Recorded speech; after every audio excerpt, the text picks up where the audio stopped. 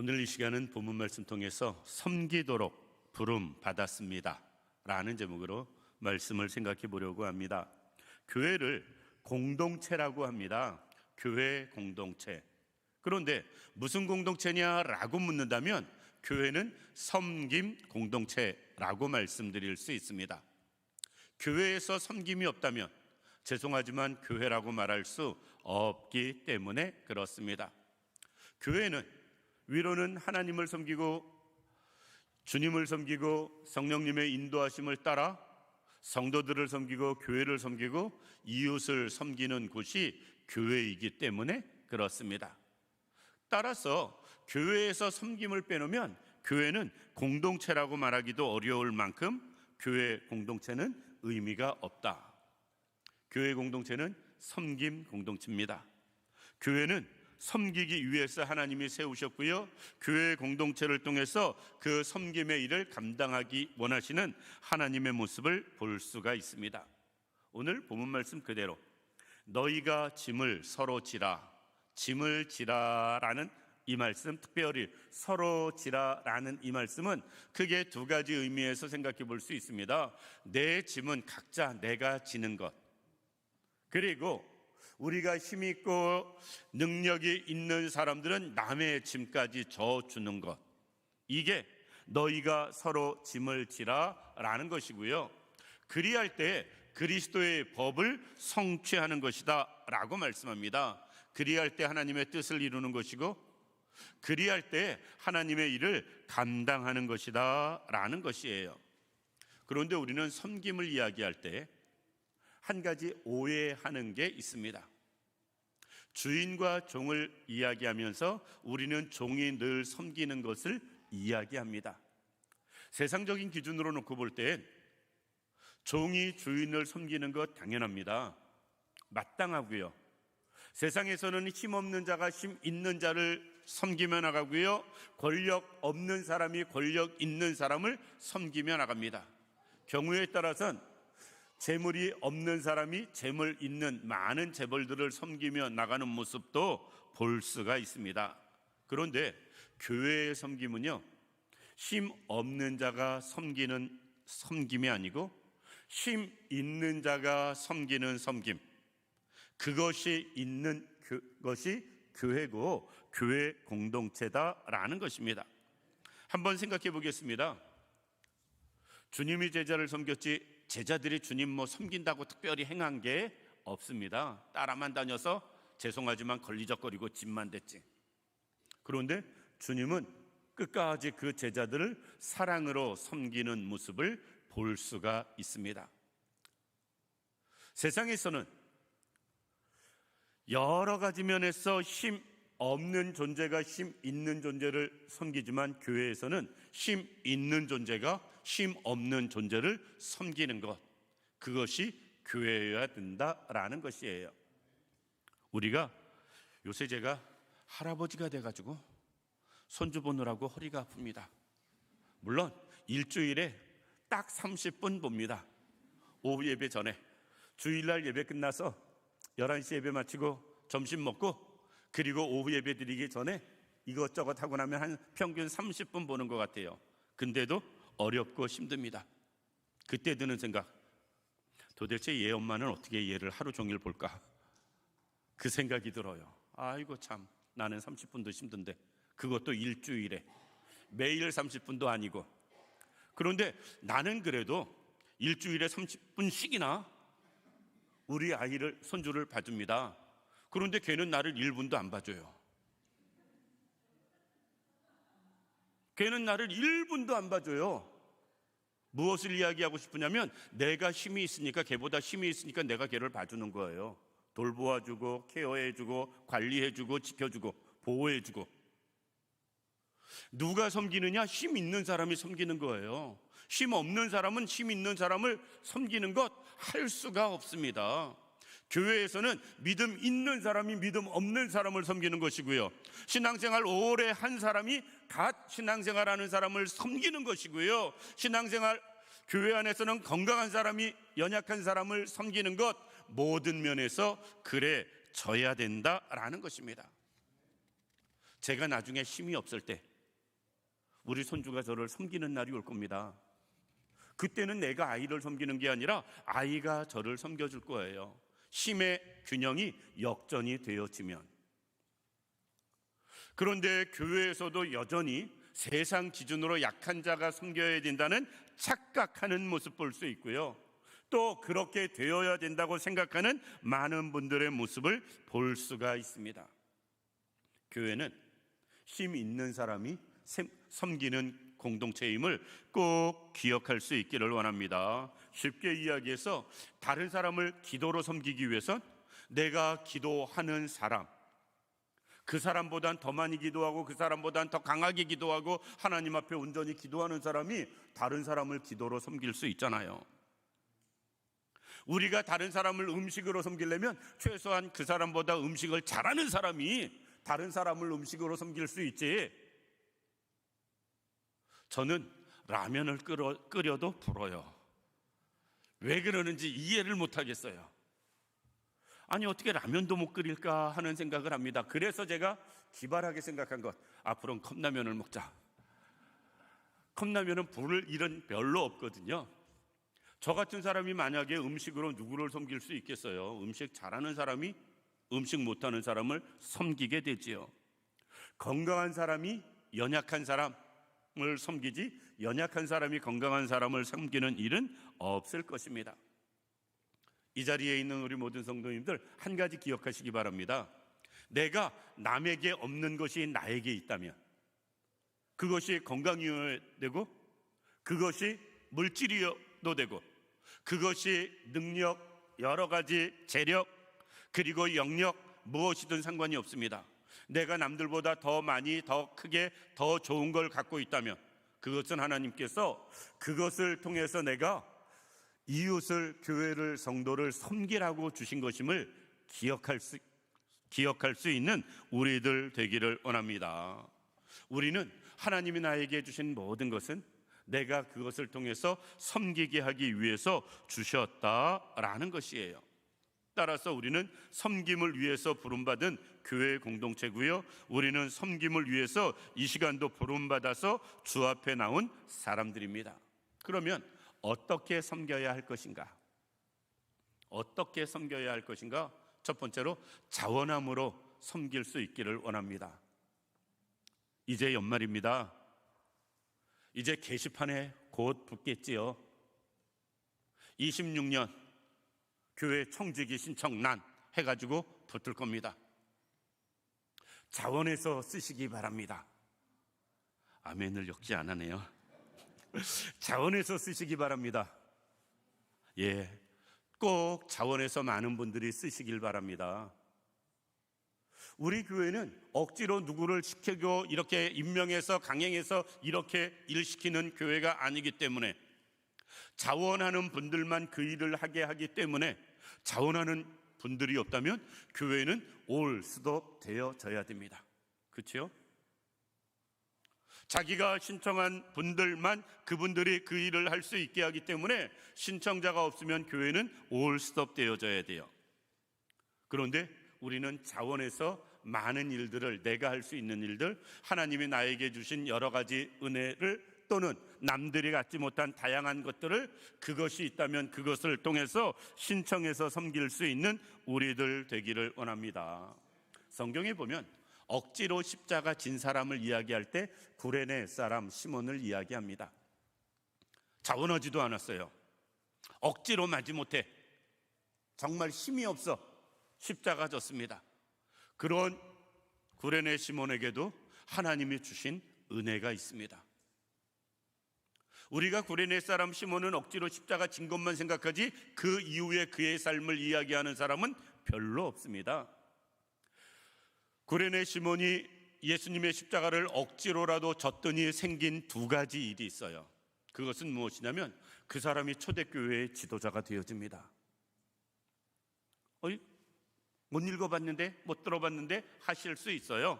그런데 사도행전 13장 1절 말씀 내일 새벽 예배 때 전해드릴 건데요. 사도행전 13장 1절부터 3절을 안디옥 교회에 관한 이야기인데요. 여기서 안디옥 교회의 사람들의 이름이 나옵니다. 뭐라고 나오냐면 안디옥 교회의 선지자들과 교사들이 있으니 곧 바나바와 니게르라 하는 시므온과 라고 이야기합니다. 니게르라 하는 시므온. 여기서 니게르라는 말은 흑인이라는 말이에요. 시므온은 시몬의 헬라식 발음입니다. 그러니까 이 안디옥 교회에 흑인 시몬이 선지자로 교사로 있었다. 그 안디옥 교회는 인류 최초로 선교사를 파송하는 교회였었고요, 예루살렘 교회를 대처해서 기독교 역사를 모든 면에서 주장해 나간 가장 앞서서 쓰임받은 교회가 안디옥 교회인데, 그 교회의 지도자 이름이 나올 때 바나바와 곧 니게르라 하는 시므온을 이야기하고 있습니다. 바나바는 우리가 잘 아는 것처럼 정말 사도행전에서 중요한 인물이거든요. 그 인물과 같이 이름이 어깨를 동등하게 기록된 모습을 놓고 볼 때 구레네 사람 시몬이 얼마나 초대교회에서 큰 일꾼 되었는지 알 수 있다라는 것입니다. 또 하나 구레네 사람 시몬이 받은 은혜가 있는데, 그것은 무엇이냐면, 이것은 전에도 말씀드린 적이 있는데, 마가복음 15장 21절 보면 구레네 시몬이 알렉산더와 루포의 아버지라고 설명을 합니다. 알렉산더와 루포의 아버지. 그러니까 구레네 사람 시몬에겐 두 아들이 있었는데 알렉산더와 루포였어요. 또 다른 아들이 있었는지 없었는지는 성경에 기록이 없으니까 최소한 두 명의 아들이 있었는데, 이 두 명의 아들을 놓고 볼 때 사도 바울은 로마서 16장 13절을 통해서 이렇게 이야기합니다. 주 안에서 택함을 받은 루포와 그의 어머니에게 문안하라. 사도 바울이 루포를 이야기하고 그의 어머니, 즉 구레네 사람 시몬을 이야기합니다. 시몬의 부인을 이야기하는데, 그들을 교회가 그들에게 문안하라 라고 이야기를 해요. 개인이 교회에게 문안하는 게 자연스럽지, 교회가 개인에게 문안하라고 말할 정도 쉽지 않거든요. 그런데 사도 바울은 꼭 집어서 이야기합니다. 루포와 그의 어머니에게 문안하라고.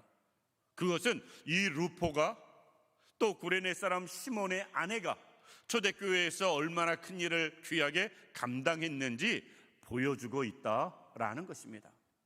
그러니까 억지로 십자가를 졌어도, 마지못해 섬겼는데도 이런 은혜를 받는다면, 자원해서 주님을 섬기고 자원해서 교회를 섬긴다면 얼마나 더 큰 은혜를 경험할까.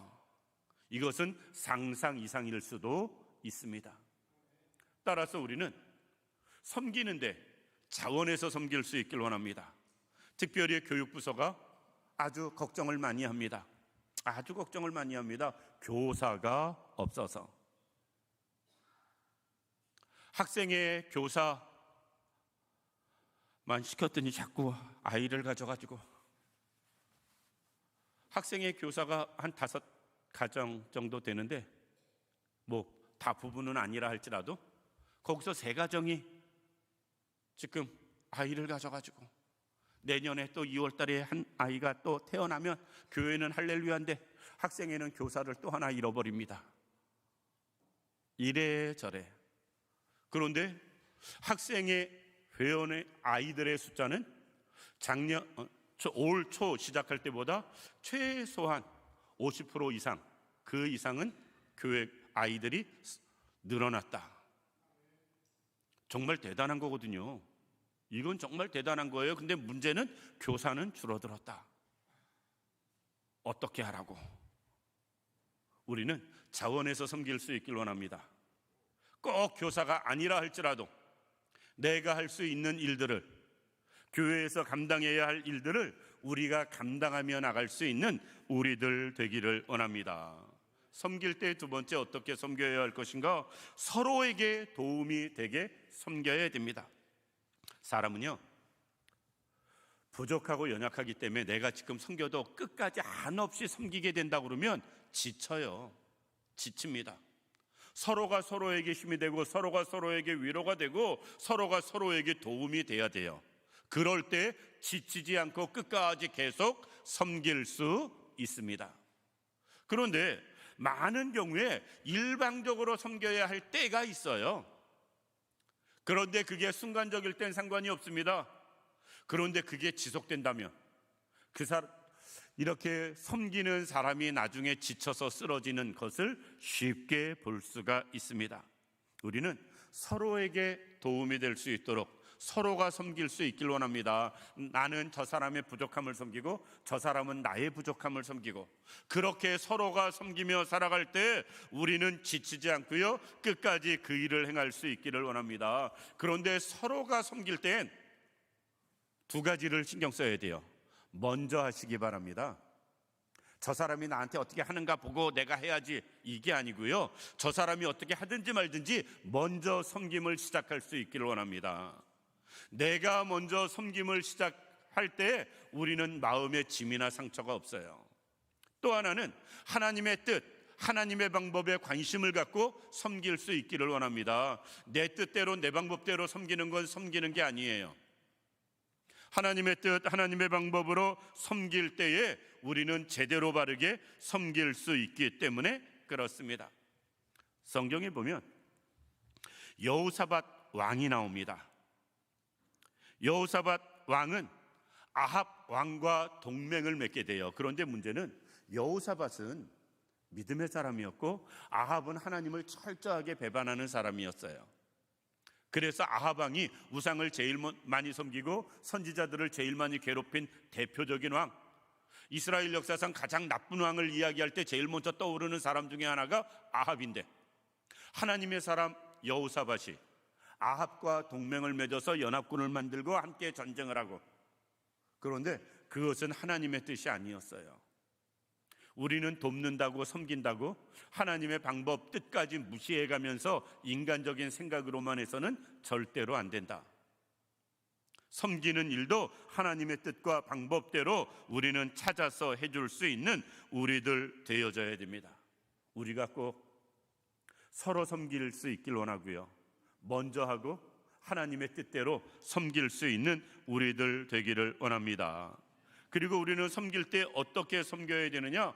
겸손하게 섬겨야 됩니다. 말씀드린 것처럼 교회에서는 힘 있는 사람이 섬기는 거예요. 힘 있는 사람이 섬기면서 내가 이렇게 힘이 있고 능력이 있고 여러 가지 갖춰져서 내가 이렇게 해 라는 마음으로 섬긴다면 섬기고 문제가 되어져요. 섬기고 문제가 되어지는 건 섬기지 않아서 문제되는 것보다 훨씬 더 큰 문제가 되어집니다. 차라리 안 하면 문제가 그렇게 안 생기는데 하고 문제가 생기는 많은 일들 볼 수가 있습니다. 교회에서 많은 부분이 그럴 때가 있어요. 꼭 누가 일만 하면 탈이 나는 경우 있을 수 있거든요. 그런데 가장 그런 경우 근본적인 원인은 무엇이냐면 겸손하지 못해서 그래요. 더 쉽게 이야기하면 교만한 마음으로 일을 하기 때문에 그렇습니다. 요새 애들이 얼마나 눈치가 빠른지 몰라요. 정말 눈치가 빠릅니다. 그런데 어른들이 저 사람이 무슨 마음으로 하고 뭐 때문에 하고 어떤 일을 할 때 다른 사람이 모를 거라고 생각하지 마시기 바랍니다. 다 알아요. 표현만 안 하는 것뿐이지. 드러내놓고 지적하지 않아서 그렇지 어떤 마음으로 행하는지 다 알고 있습니다. 그렇기 때문에 우리는 섬길 때에 겸손한 마음으로 섬길 수 있어야 됩니다. 계산하지 않고 해야 되고요, 온전히 우리가 나를 내려놓고 할 줄 아는 사람 되어져야 됩니다. 우리는 어떠한 경우에도 무엇을 했을 때 그것 한 것 가지고 거들먹거리지 마시기 바랍니다. 하나님 앞에서든 사람 앞에서든 우리는 어떤 섬김을 했든지 다 섬길 수 있게 하신 것이 은혜임을 알아야 돼요. 저는 사실 목사님들 만나면 가능하면 밥을 삽니다. 안 얻어먹고. 나보다 선배가 있고 나보다 우리 교회보다 큰 교회 목사님이 밥을 사면 기꺼이 감사함으로 제가 얻어먹지만, 그렇지 않으면 후배 목사님들하고 식사를 하거나 우리 교회보다 작은 교회 목사님들하고 식사하게 되면 제가 악착같이 살려고 합니다. 그런데 중요한 건 밥 사는 게 문제가 아니에요. 경우에 따라서는 밥을 얻어먹고 기분 나쁠 때가 있거든요. 얻어먹고 기분 나쁠 때가 있어요.